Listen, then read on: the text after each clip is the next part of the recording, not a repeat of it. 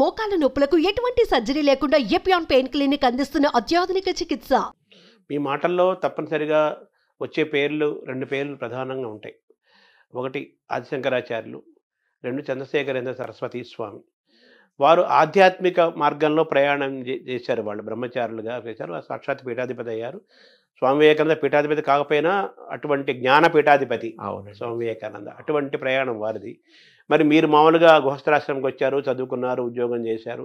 మీకు ఎప్పుడు అటువంటి వైరాగ్య భావన కలగలేదా? కలగకపోవడానికి కారణం ఏమిటంటే స్వామివారు అనేక అనుగ్రహ భాషణాల్లో కర్తవ్యం గురించి మాట్లాడేవారు. ధర్మము కర్తవ్యము ఈ రెండూ కూడా అభేదం. నువ్వు ఏది చెయ్యాలో అది చెయ్యడమే ధర్మం, అదే కర్తవ్యం. అది ఆశ్రమం మీద ఆధారపడుతుంది. బ్రహ్మచారి తన ఆశ్రమాన్ని బట్టి కర్తవ్యం చేయాలి, గృహస్థాశ్రమ కర్తవ్యం చేయాలి, వానప్రస్థు ఆశ్రమ కర్తవ్యం చేయాలి.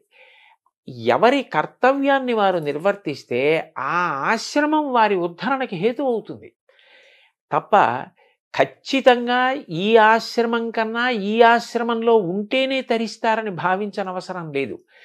గృహస్థుగా ఉండి నీ కర్తవ్యాన్ని నువ్వు నిర్వహించడం అన్నది నీకు శ్రేయోదాయకం అని వారు చెప్పిన మాటలు నన్ను బాగా ప్రభావితం చేసిన కారణం చేత ఒక గృహస్థుగా జీవితం గడపడం నాకేమి బాధ కలగడం కానీ, ఇది నాకు బరువు అయిపోయింది, ఇది లేకపోతే బాగుండేది అన్న విపరీత వైరాగ్యం కానీ నాకు ఎప్పుడూ కల్పించలేదండి. నేను ఏది చెయ్యాలో అది చేస్తున్నానా. ఆయన తరచుగా ఒక మాట చెప్తుండేవారు, పూజ. వివేకానందుడు చెప్పింది కూడా అది. పూజ అన్నది కేవలం 4 గోడలకి ఒక కాలానికి పరిమితం కాకూడదు. పూజ అంటే ఈశ్వరుణ్ణి గౌరవించుట.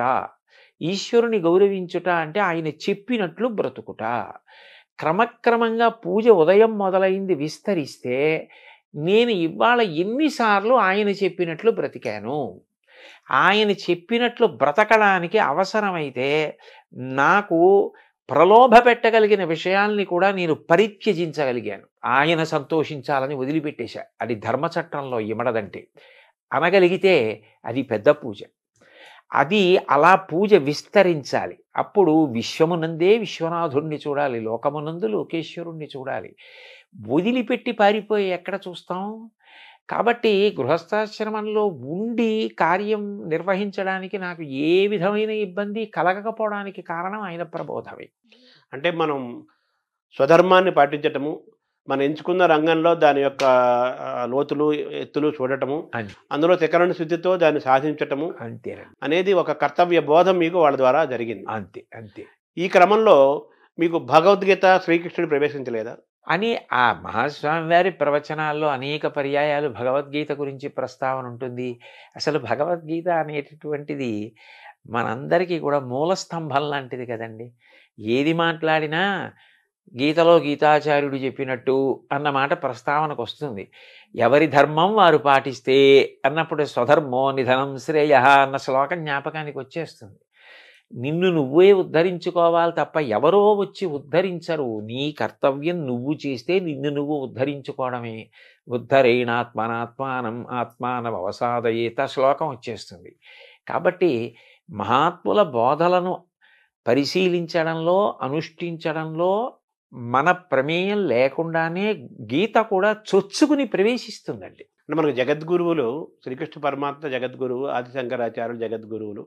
అసలు మనకు కనిపించే తల్లిదండ్రులు మనకు పాఠాలు చెప్పి మార్గదర్శించే గురువులతో పాటు వాళ్ళు ఎక్కడి నుంచో మనకు మార్గదర్శనం చేస్తున్న జగద్గురువులు ఆదిశంకరాచార్యులు, వ్యాసుడు, శ్రీకృష్ణ పరమాత్మ కదా.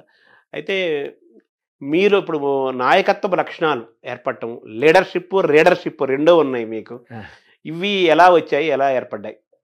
అవి ఈ కారణం చేత వచ్చాయి అని చెప్పడం కష్టమేమో కానండి.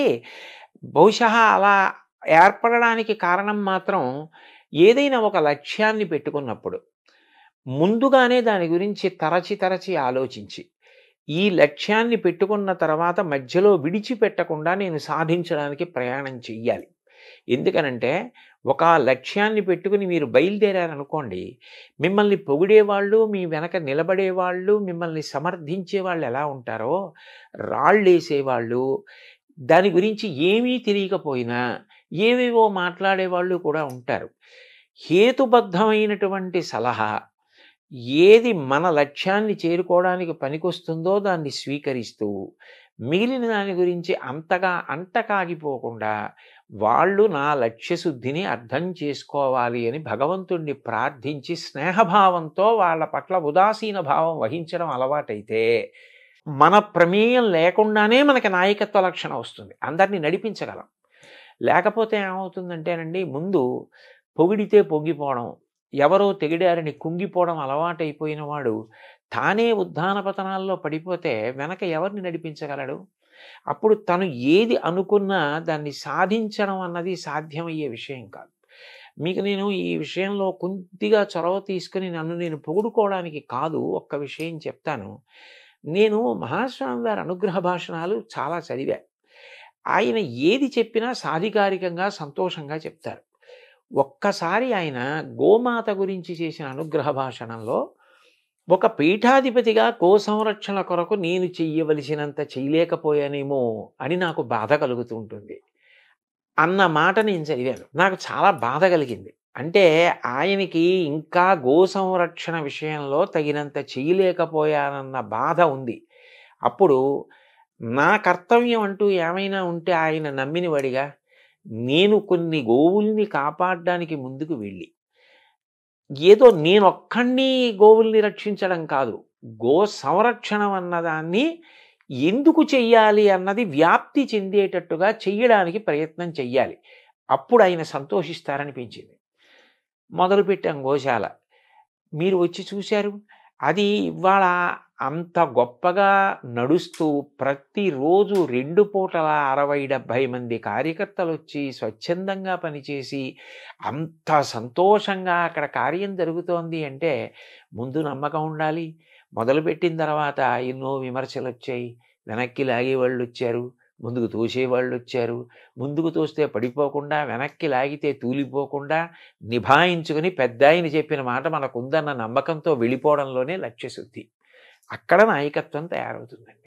ఇది మీలో ఇంత ఒక దృఢమైన అచంచలమైన ఒక పట్టుదల, ఆ స్వభావము, దేనికి లొంగకుండా వంగకుండా పొంగకుండా ఉండే లక్షణాలు, ఇవన్నీ కూడా మీకు ఆదిశంకరాచార్యులు, జగద్గురు చంద్రశేఖరేంద్ర సరస్వతి స్వామి వారు, వివేకానంద వీళ్ళ యొక్క స్ఫూర్తి మీ పైన ఉందని అనుకోవాలి, వాళ్ళ వాక్కుల యొక్క ప్రభావం. ఖచ్చితంగానండి. ఎందుకంటే వివేకానందుడు ఎన్ని కష్టాలు పడ్డారండి, శంకరాచార్యులు వారు ఎన్ని కష్టాలు పడ్డారు. ఆయన్ని శారీరకంగా కూడా అంతం చేసేద్దామని ప్రయత్నం చేశారు. ఎవరి మీద ఆయన శత్రుభావన పెట్టుకోవాలి. అందరితో మాట్లాడారు, అందరినీ మిత్రుల్ని చేసుకున్నారు. చిట్ట చివరికి 32 ఏళ్ళు పూర్తయ్యేటప్పటికీ అందరూ ఆయన మార్గంతో ప్రేమతో కలిసి నడిచారు. ఆయన మీద ఒక కాపాలికుడు మంత్రప్రయోగం చేశాడు. ఆయన మీద ఎన్ని జరిగే ఆయన వాటన్నిటికీ చెలించిపోలేదు, నిభాయించుకుని ముందుకు నడిచారు. జగద్గురువులుగా అంత గొప్ప స్థానాన్ని సంపాదించుకొని ఇవాళ ప్రపంచమంతా 2 చేతులెత్తి నమస్కరించి 32 ఏళ్ల వయస్సులో ఇన్ని చేయడం ఎవరికి సాధ్యం? శంకరాచార్యుల వారికి తప్ప. అంటోంది అంటే ఆయన కన్నా గొప్ప నాయకుడు ఎక్కడుంటారండి? చంద్రశేఖరేంద్ర సరస్వతి మహాస్వామి వారి జీవితంలో 90 పడి దాటిపోయిన తర్వాత కూడా ఆశ్రమధర్మం విడిచిపెట్టకుండా తోపుడు బండి పట్టుకుని సత్యదండాన్ని పట్టుకుని కాలినడకన వెళ్ళారు అంటే నిజంగా ఎంత స్ఫూర్తిదాయకమైన జీవితాలండి అవన్నీ. ఎంత నిబద్ధతతో ఆశయాలకి ఎలా కట్టుబడ్డారు. వారిని విమర్శించిన వారు ఉన్నారు ఆయన కాలంలో. ఈ వాదం తప్పు, భగవంతుడు ఏమిటి, భక్తి ఏమిటి అన్నవాళ్ళు ఉన్నారు. కానీ ఆయన నమ్మినదేదో దాన్ని ఆయన అలా ఆదరించారు. అన్నిటికన్నా విశేషం ఏంటంటే ఇతరులను కూడా అంత గౌరవించారు. ఏదో తన భావానికి వ్యతిరేకించిన వాళ్ళని ఆయన ఇప్పుడు విమర్శించడం కానీ తక్కువ చేయడం కానీ చేయలేదు. నాకు మహాస్వామి వారిలో చాలా నచ్చే విషయం ఏమిటంటే ఒకసారి నాస్తికుల గురించి ఆయన మాట్లాడారు. ఆయన అన్నారు, భగవంతుడు ఉన్నాడు అని నమ్ముతున్నానని చెప్పి పాపం చేసేవాడి కన్నా లేడు అని చెప్పి లేడన్న భావనతో బతికేవాడు ఒక మెట్టు పైనున్నవాడే కదా. ఎంత గొప్ప స్పష్టత అండి. మనకంటే వాడు ఎక్కువ ఆలోచించాడని స్పష్టతే కదా. ఆయన సిద్ధాంతానికి కట్టుబడ్డాడు. ఆయన నీ సిద్ధాంతానికి నువ్వు ఎక్కడ కట్టుబడ్డావు? ఉన్నాడు ఉన్నాడు అంటున్నావు, ఉన్నాడు ఉన్నాడు అని అంటున్నప్పుడు ఉన్నాడన్నవాడి పట్ల భక్తి భయాలతో నువ్వు అట్లాగే గౌరవంగా బ్రతకాలి. మరి నువ్వు పాపం వైపు ఎందుకు అనురక్తుడవుతున్నావు? అలా అవ్వకూడదు కదా అని ఇటువైపున ప్రబోధము చేస్తూ, అటువైపు ఒక సిద్ధాంతానికి నమ్మితే కట్టుబడ్డం అన్నది ఏదైనా కూడా అది వాళ్ళ గొప్పతనము అని చెప్పి పొగుడుతూ మాట్లాడడం నిజంగా ఆయన సామరస్యానికి, ఆయన మంచితనానికి, అవగాహనకి ఎంత మంచి ఉదాహరణ అండి.